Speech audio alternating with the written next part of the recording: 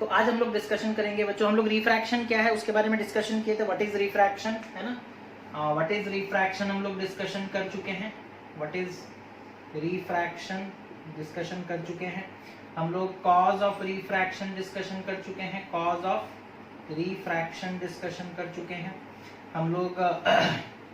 उसके बाद optical medium के बारे में डिस्कशन कर चुके हैं। That is denser medium and rarer medium, इसके बारे में डिस्कशन कर चुके हैं हम लोग। ये भी डिस्कशन किए हैं कि जब ray of light denser medium से रेयरर मीडियम की तरफ जाएगा तो किधर बेंड होगा, और जब ray of light rarer medium से डेंसर मीडियम की तरफ जाएगा तो किधर होगा, डेंसर से रेयरर जाएगा तो किधर होगा। ठीक है, अब हम लोग आज हमारा पढ़ाई स्टार्ट करेंगे। सिर्फ दो टॉपिक हम लोग डिस्कशन करेंगे।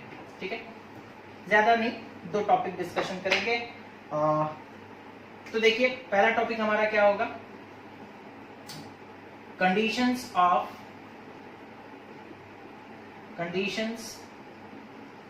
under which refraction takes place। ठीक है, conditions under which refraction takes place। Refraction कब होगा, रिफ्रैक्शन ऑफ लाइट लिख सकते हो। ठीक है, refraction of light. Okay, refraction of light कब होगा, तो 2 कंडीशंस हैं। ठीक है, पहला कंडीशन क्या है बच्चों, पहला कंडीशन है the light must travel from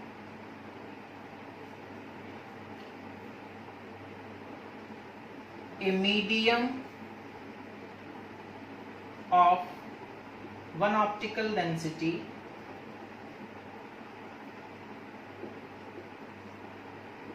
to a medium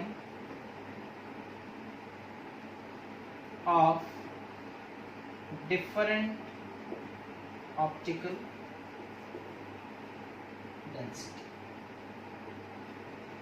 ठीक है, लाइट देखो हम लोग डिटेल डिस्कशन कर रहे हैं ना, छोटे छोटे मतलब इसी के लिए हम टॉपिक्स चूज कर रहे हैं, ज्यादा टॉपिक एक बार में चूज नहीं कर रहे हैं। तो लाइट का रिफ्रैक्शन कब होगा, सबसे पहला कंडीशन ये है कि लाइट एक मीडियम से दूसरे मीडियम में जाना चाहिए और दोनों मीडियम का ऑप्टिकल डेंसिटी डिफरेंट होना चाहिए, है ना। दोनों मीडियम का ऑप्टिकल डेंसिटी डिफरेंट होना चाहिए।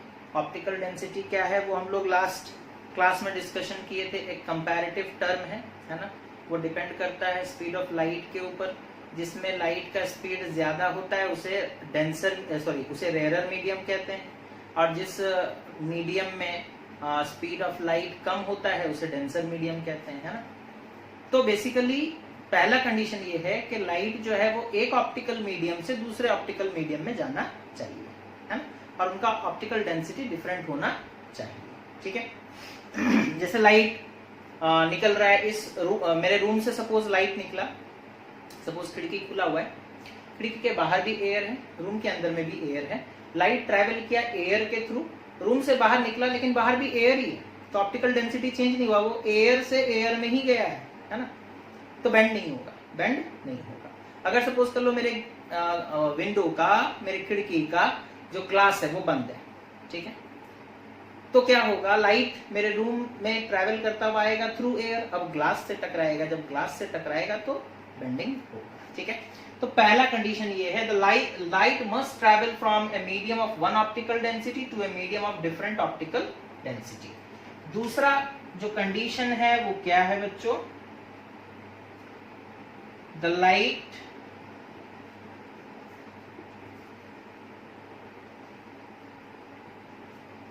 should not be incidented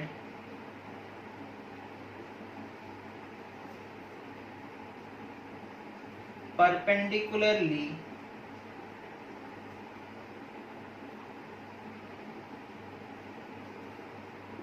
to the separating surface। मतलब जैसे सपोज कर लो ये बाउंड्री है, इधर एक सरफेस है जैसे सपोज कर लो ये नीचे वाटर है और ये बाउंड्री है, इस बाउंड्री के ऊपर में सपोज कर लो एयर है। लाइट ऐसे अगर आ रहा है, ऑब्लिकली आ रहा है, कैसे आ रहा है, ऑब्लिकली, तो बेंड होगा। अगर लाइट को तुम ऐसे डाल दोगे बच्चों सीधा सीधा परपेंडिकुलरली, तो वो बेंड नहीं होगा, वो सीधा सीधा ही चला जाएगा। No bending will take place, no bending will take place. Light surface से कितना एंगल बना रहा है, 90 डिग्री, परपेंडिकुलर है, ठीक है।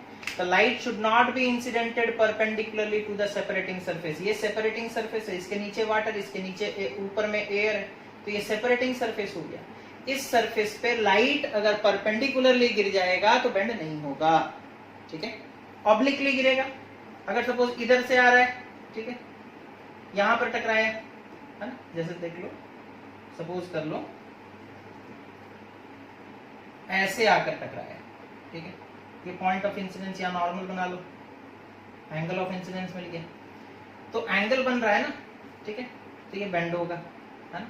ऑब्लिकली है, टेढ़ा आकर के हिट कर रहा है ना, परपेंडिकुलरली हिट नहीं कर रहा है, टेढ़ा आकर हिट कर रहा है, ऑब्लिकली हिट कर रहा है, इसे हम लोग क्या कहते हैं, ऑब्लिकली,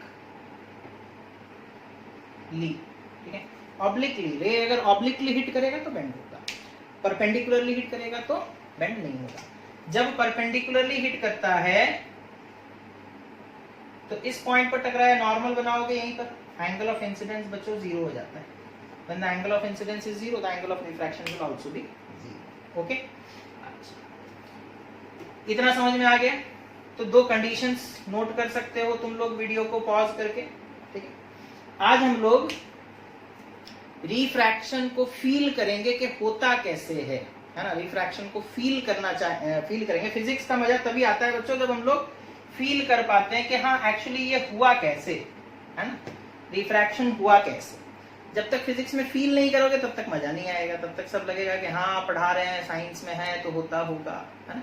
बट समझने का कोशिश करो तो बड़ा ही मजा आएगा, ठीक है। अच्छा, हम लोग समझने के लिए एक एग्जांपल लेंगे, ठीक है। टॉपिक भी मिटा दिए, टॉपिक का हेडिंग मिटा दिया मैं, जगह थोड़ा ज्यादा चाहिए हमें। ओके, अच्छा, सपोज कर लो बच्चों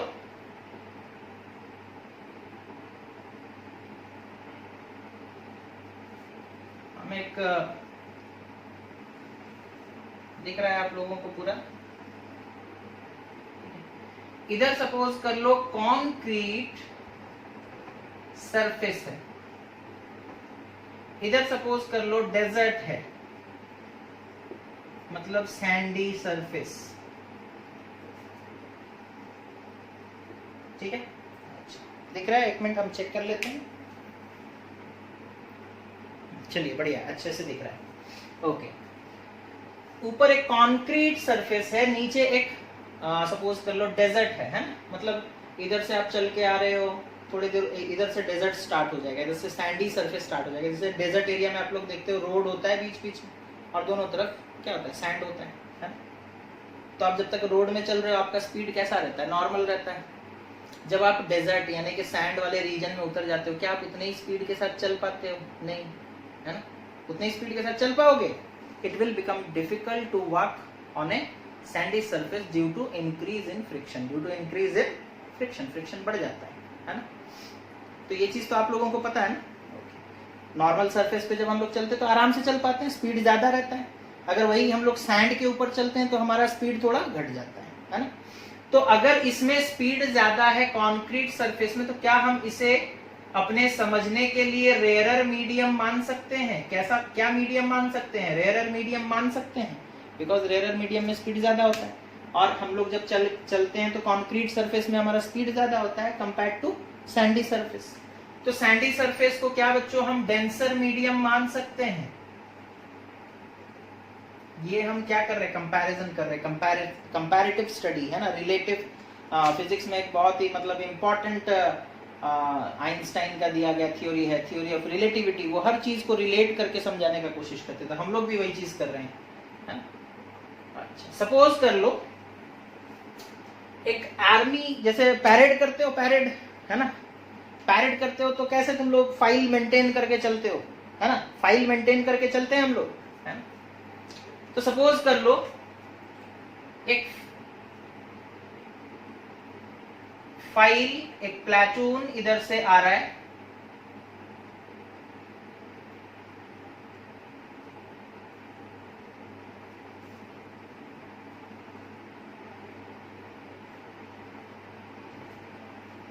ठीक है। इस तरीके से एक प्लाटून आ रहा है बच्चों सामने की तरफ, ठीक है। कमांडर को हम लोग नहीं दिखा रहे, ये पहला फाइल है ना, सब सामने की तरफ आ रहे हैं, सब किधर आ रहे हैं, सामने की तरफ, इस तरीके से आ रहे हैं, ठीक है। अच्छा, कुछ देर के बाद ये लोग बढ़ते बढ़ते कंक्रीट सरफेस में चलते चलते सैंड सरफेस के पास पहुंचेंगे।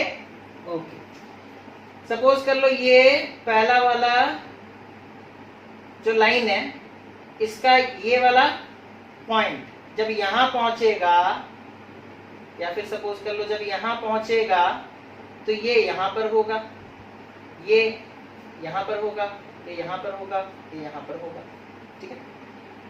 बाकी पीछे वाले लाइन से हमें कोई मतलब नहीं है।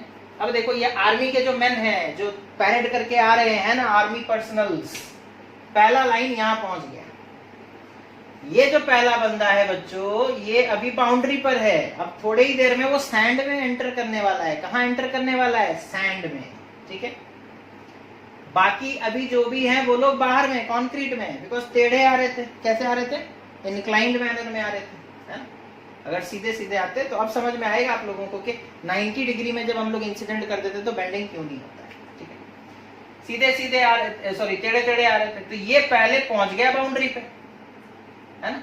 अब थोड़ा सा आगे जब बढ़ेंगे, ये जब यहाँ पहुंचेगा, ये यहाँ पहुंच गया, ये वाला बढ़ करके यहाँ पहुंच गया, है ना। सब थोड़ा थोड़ा आगे बढ़ा दो, ये बढ़ करके यहाँ पहुंच गया, ये एंटर कर गया अंदर, लेकिन इसका स्पीड तो घट गया होगा। घटेगा या नहीं? घटेगा, मानते हो घटेगा, बिकॉज अब वो सैंड में चलेगा बच्चों। तो जितने देर में ये लोग ज्यादा डिस्टेंस कवर करेंगे, ये उतने देर में कम डिस्टेंस कवर करेगा, बिकॉज उसका स्पीड घट चुका है। तो ये सपोज कर लो यहां से यहां तक पहुंचा। अब देखो ये फाइल बेंड हो रहा है ना। ये फाइल देखो ऐसे यहां तक स्ट्रेट है, इधर क्या हो गया? बेंड हो गया, ठीक है। अच्छा, और थोड़ा आगे बढ़ाते हैं बच्चों। ये सपोज कर लो आगे बढ़कर यहां पहुंचा, ये सपोज कर लो आगे बढ़कर 1 मीटर आगे आया, ये 1 मीटर आगे आया, ये एंटर किया, लेकिन क्या ये 1 मीटर आगे जा पाएगा? नहीं जा पाएगा, बिकॉज ये भी सैंड में एंटर कर चुका है। सपोज कर लो ये कितना आगे गया, सपोज कर लो ये लोग 1-1 मीटर आगे गए थे, ये लोग 1-1 मीटर आगे गए थे, सपोज कर लो वो 0.8 मीटर आगे गया। कितना मीटर आगे गया? 0.8, और ये सपोज कर लो 0.8, ठीक है। अब लाइन को देखो, बेंड हो रहा है, ये तीनों जो बाहर में उनका स्पीड सेम है, इसीलिए ये स्ट्रेट लाइन में है। लेकिन यहां से देखो, अगर हम लोग इन लाइंस को ज्वाइन करते हैं, इन पॉइंट्स को अगर हम लोग ज्वाइन करेंगे, ये देखो बेंड हो चुके हैं। ये क्या हो चुके हैं? बेंड हो चुके हैं। समझ में आ रहा है? तो ये दोनों जो हैं ये लोग अंदर एंटर कर चुके हैं, और ये उसी स्पीड के साथ नहीं चल रहे हैं, because they have entered a region of denser medium, because they have entered a region of denser medium. समझ में आया? तो इसी वजह से बेंडिंग होता है, इसी वजह से बेंडिंग होता है। बेंडिंग को फील कर पा रहे हो आप लोग, किस तरीके से बेंडिंग हो रहा है? समझ में आ रहा है? तो दिस इज हाउ बेंडिंग और रिफ्रैक्शन, इन सब को हम लोग एक एक वेव फ्रंट्स मान सकते हैं। एक एक क्या मान सकते हैं? वेव फ्रंट्स, है ना। जो वेव का फ्रंट होता है वो अभी हम लोग उसके बारे में पढ़ेंगे तो फिर और कंफ्यूजन क्रिएट होगा हम लोगों को उसके बारे में। ये आर्मी के मैन पैरेड वैरेड तो किए होगे कभी, तो समझ पाते होगे कैसे चल कर आते हैं ना, एक ही लाइन में सब सीधे सीधे आते हैं, ठीक है। तो वो आ रहे थे, लेकिन जब यहां तक पहुंचे तो एक बेंड हो गया, एक अंदर घुस गया तो उसका स्पीड घट गया। अब वो उतना आगे नहीं जाएगा जितना ये लोग आगे जाएंगे फॉर ए गिवन टाइम, तो ये थोड़ा पीछे रह जाएगा, जिसकी वजह से बेंडिंग होगा। ये लाइन अब स्ट्रेट होगा? नहीं होगा, बेंड हो जाएगा, है ना। अच्छा, ठीक है। अच्छा, अब देखो, तो ये आ रहे थे ऑब्लिकली, इसी के लिए बेंडिंग हुआ।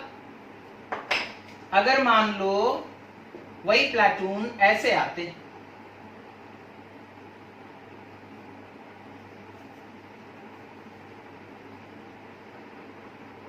सपोज कर लो ये आर्मी मेंस हैं, ये लोग सीधे सीधे नीचे ऐसे आ रहे हैं towards this sandy region, concrete से सैंड की तरफ सीधे सीधे आ रहे हैं। सब एक साथ यहां पर पहुंचेंगे सरफेस पे, ठीक है, यहां तक पहुंच गए। अब बच्चों क्या होगा, सब एक साथ एंटर करेंगे इस मीडियम में। सपोज 1 सेकंड के बाद ये जब यहां पहुंचेगा तो ये यहां पहुंचेगा, ये यहां पहुंचेगा, बिकॉज स्पीड तो सबका घटा ना, स्पीड क्या हुआ, सबका घटा। तो अगर ये 1 सेकंड में जब तक बाहर थे, मान लो 1 मीटर चलते थे 1 सेकंड में, अब 1 सेकंड में यहां पर सपोज कर लो 0.8 मीटर चले, तो ये भी तो 0.8 चलेगा, ये भी 0.8 चलेगा, है ना, ये भी 0.8 मीटर चलेगा, ये भी 0. तो अभी भी ये स्ट्रेट लाइन में ही रहेंगे। कैसे रहेंगे, बेंडिंग हुआ नहीं हुआ, बेंडिंग हुआ क्या नहीं हुआ। तो पता ये चला कि अगर नॉर्मली, है ना, अगर हम लोग नॉर्मली किसी रे ऑफ लाइट को इंसिडेंट कर देते हैं तो क्या होता है, वो सीधा सीधा ही जाता है। क्या स्पीड चेंज होता है, yes, speed will definitely change, but no bending will take place. And why, because पूरा का पूरा एक वेव एक साथ एंटर किया, तो वेव का जो मतलब सारे कंपोनेंट्स, है ना, सपोज कर लो 1 2 3 4 5, ये 5 कंपोनेंट्स एक वेव के हैं, तो पूरे कंपोनेंट का एक साथ स्पीड चेंज हो गया, है ना, जिसके वजह से कोई बेंडिंग नहीं हुआ। सब एक जा रहे थे एक स्पीड से, अचानक से स्पीड घट गया, तो एक ही स्पीड में सब आगे बढ़े, बेंडिंग नहीं हुआ। समझ में आ रहा है, स्पीड चेंज होगा या नहीं, ऑब्वियसली स्पीड चेंज होगा। बहुत सारे टीचर्स बोलते हैं नहीं स्पीड चेंज नहीं होगा, बट नहीं, स्पीड चेंज होता है बच्चों, स्पीड चेंजेस, है ना।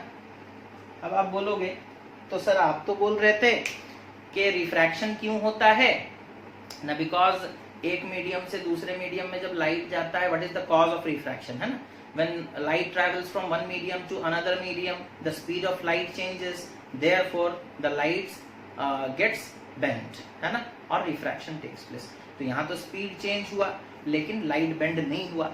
क्यों नहीं हुआ उसे हम लोग इस डायग्राम के थ्रू समझें, बिकॉज वेव के जितने भी पार्ट्स थे वो एक साथ एंटर करके दूसरे मीडियम में, है ना, एक साथ एंटर करने की वजह से क्या होगा, सबका स्पीड सेम आकार में चेंज होगा, इसी वजह से कोई बेंडिंग नहीं होगा। सपोज तुम लोग 5 दोस्त हो, 5 दोस्त एक ही साथ कंक्रीट से कहां एंटर करके ना, सपोज कर लो सैंडी सरफेस में एंटर करके, तो सबका तो स्पीड बराबर आकार से डिक्रीज होगा, तो अभी भी तुम लोग का स्ट्रेट लाइन मेंटेन होकर के रहेगा। होपफुली आप लोगों को ये कंसेप्ट समझ में आया होगा, रिफ्रैक्शन का जो फील है उस चीज को आप लोग समझे होंगे।